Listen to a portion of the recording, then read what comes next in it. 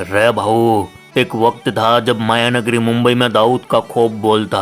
Film industry से लेकर पूरा मुंबई दाऊद इब्राहिम के नाम से खौफ खाता। लेकिन उसी मुंबई नगरी में एक शख्स ऐसा भी था जिसे मुंबई का राजा कहा जाता। हर कोई इनके नाम के आगे पीछे साहिब लगाता और यहीं अकेला एक ऐसा शख्स था जिससे अंडरवर्ल्ड डॉन दाऊद इब्राहिम भी खौफ खाता। इस शख्स का नाम था बाला साहेब ठाकरे। इनके मर्जी बगैर मुंबई नगरी में एक पत्ता तक नहीं हिलता। वहीं दूसरी तरफ मुंबई के डोंगरी से निकला एक यंगस्टर जिसने क्राइम की दुनिया में कदम रखा और देखते ही देखते अंडरवर्ल्ड डॉन बन गया। एक कहावत तो आपने सुनी होगी कि जंगल का राजा सिर्फ एक ही हो सकता है और ये वही हो सकता है जिसमें ताकत है। ठीक ऐसा ही मुंबई नगरी में हुआ। एक तरफ हत्या, फिरौती, अपहरण के बलबूते अपना साम्राज्य खड़ा करने वाला दाऊद इब्राहिम था, तो वहीं दूसरी तरफ मजदूरों के नेता के तौर पर पहचान बनाने वाले, दबे कुचलों की आवाज़ उठाने वाले और मजलूमों के दिल पर राज करने वाले बाला साहेब ठाकरे थे। इस वीडियो में हम आपको इन्हीं दो दाऊद इब्राहिम और बाला साहेब ठाकरे के बारे में ही बताने वाले हैं और आखिर में आप खुद समझ जाओगे कि इन दोनों में असल मायनों में ताकतवर कौन था। लेकिन मामा, वीडियो शुरू हो उससे पहले ना सांड बन जाओ, सब्सक्राइब बटन को डायरेक्ट ठोक डालो, बेल आइकन की पुंगी बजा डालो और लाइक कमेंट शेयर इतना करो कि खली बली मच जाए।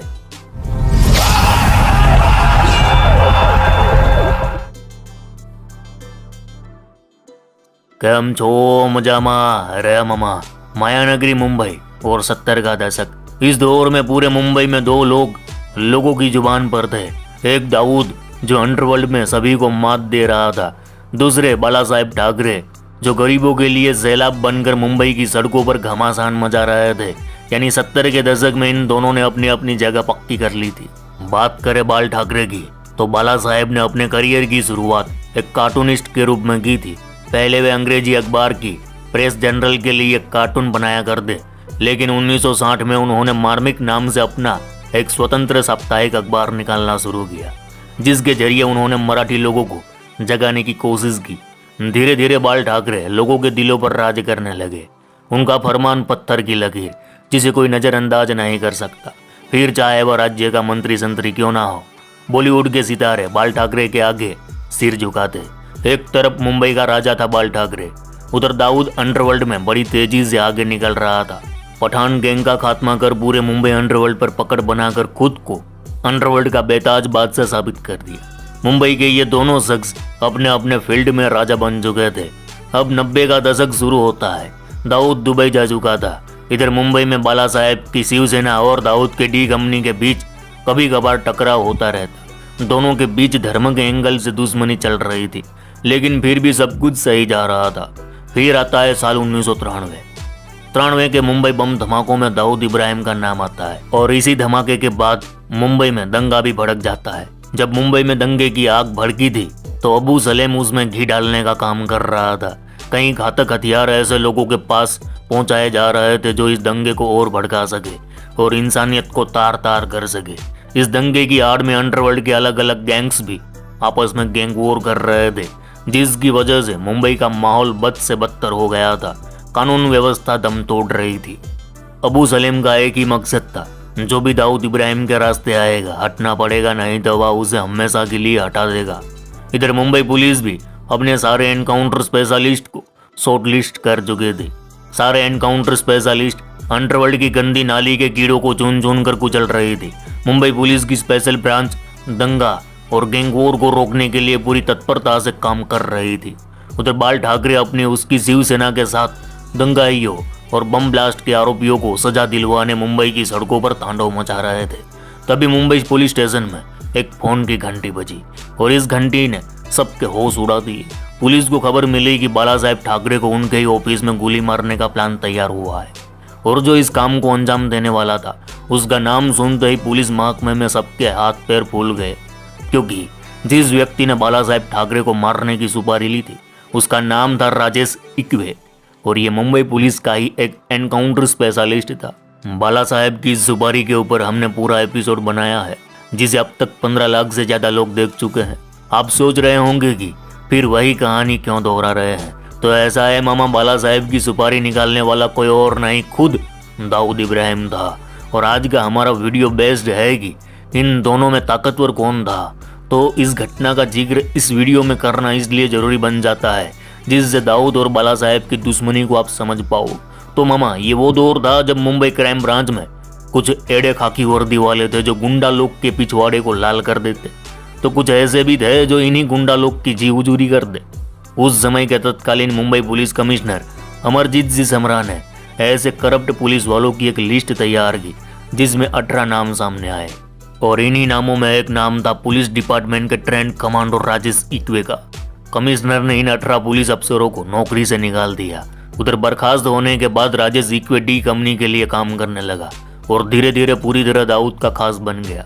दाऊद का एक और खास शूटर सलीम हड्डी था। अब राजेश इक्वे और सलीम हड्डी दोनों ने मिलकर मुंबई में अपराध को अंजाम देना शुरू किए थे। उन्होंने कई मर्डर किए जिसमें मशहूर बिजनेसमैन प्रदीप जैन, चेंबूर का कुकरेजा और बॉलीवुड प्रोड्यूसर जावेद सिद्दीकी का नाम शामिल है। अब 1993 के दंगों के बीच दाऊद ने मौका देखा, बाला साहेब ठाकरे को मारने का प्लान बनाया, सुपारी दी राजेश इक्वे को। राजेश इक्वे हिंदू था, वहीं शिवसेना के कुछ लोगों को जानता था, इसलिए उसने बाला साहेब से मिलने की अपॉइंटमेंट ले ली। बाला साहेब को उनके ऑफिस में मारने का प्लान था, लेकिन राजेश इक्वे कुछ कर पाता उससे पहले पुलिस को फोन आया, सारा कुछ पता चल गया और पुलिस ने राजेश इक्वे को एनकाउंटर में ठोक डाला। इस घटना के बाद बाला साहेब ठाकरे और दाऊद के बीच दुश्मनी और बढ़ गई, लेकिन बम धमाकों के चलते दाऊद को दुबई से पाकिस्तान सेटल होना पड़ा। इधर मुंबई में बाला साहेब के दुश्मन दिन ब दिन कम होते जा रहे थे और बाला साहेब का रुतबा बढ़ता ही जा रहा था, मानो वो महाराष्ट्र के परमानेंट मुख्यमंत्री हो ऐसा हो रहा था उनका। यहाँ तक तो आपने वीडियो पूरा देख लिया, अब का वीडियो पूरा ध्यान से देखना, क्योंकि अब हम बाला साहेब और दाऊद के बीच कुछ तथ्यों पर बात करने वाले हैं। देखो मामा, 90 के दशक के कई मीडिया रिपोर्ट में ऐसे दावे किए गए हैं कि उस जमाने में दाऊद के गैंग का नाम डी कंपनी था और इस डी कंपनी में कोई 5000 से ज्यादा shooter, sharp shooter, logistic supplier काम करते थे। उधर बाला साहेब की बात करें तो बाला साहेब ने भी अपना एक अलग संगठन बनाया जिसे शिवसेना कहा जाता है। 90 के दशक में सिर्फ मुंबई की बात करें तो शिवसेना में 20,000 से ज्यादा लोग काम करते थे और उस वक्त तो शिवसेना देश के कई राज्यों में फैल चुकी थी। तो सोचो बाला साहेब के पीछे कितना बड़ा हुजूम होगा जो उनके लिए मरने को तैयार था। नेटवर्थ की बात करें तो कुछ साल पहले के आंकड़े हैं कि दाऊद के पास 55,000 करोड़ से ज्यादा की संपत्ति है, जबकि बाल ठाकरे के पास कितनी संपत्ति थी आज तक आंकड़े सामने नहीं आए। हालांकि अलग अलग मीडिया रिपोर्ट में अलग अलग आंकड़े बताए जाते हैं। परिवार की बात करें तो दाऊद के परिवार में दाऊद के 6 भाई और 3 बहनें थी। दाऊद ने 2 बार शादी की। दाऊद की 2 बेटियां हैं, महरूम और महरूनिसा, और एक बेटा है मोहिन। बाल ठाकरे की बात करें तो उनकी धर्मपत्नी का नाम है मीना ठाकरे। उनके 3 बेटे हैं, बिंदु माधव, जयदेव और उद्धव।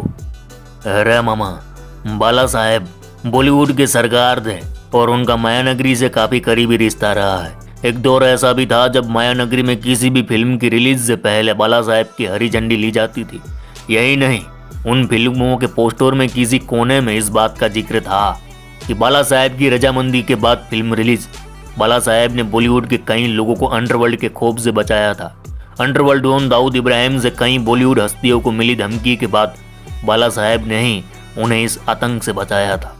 इस खौफ के बीच बॉलीवुड की कई प्रमुख हस्तियां उनके निवास मातोश्री पर उनके गुहार लगाने आती थी। सलीम खान का परिवार भी उनसे गुहार लगाने वालों में एक था। उनके हस्तक्षेप से ही इन हस्तियों को राहत मिली। कुछ लोग कहते हैं कि दाऊद को पुलिस का खौफ कतई नहीं था, लेकिन बाला साहेब का खौफ था।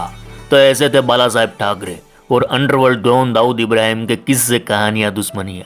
अब आप बताओ, इन दोनों में आपको कौन लगता है सबसे ज्यादा ताकतवर? कमेंट में जरूर बताना। चलो इस गुज्जू भाई का राम राम, मिलते हैं फिर।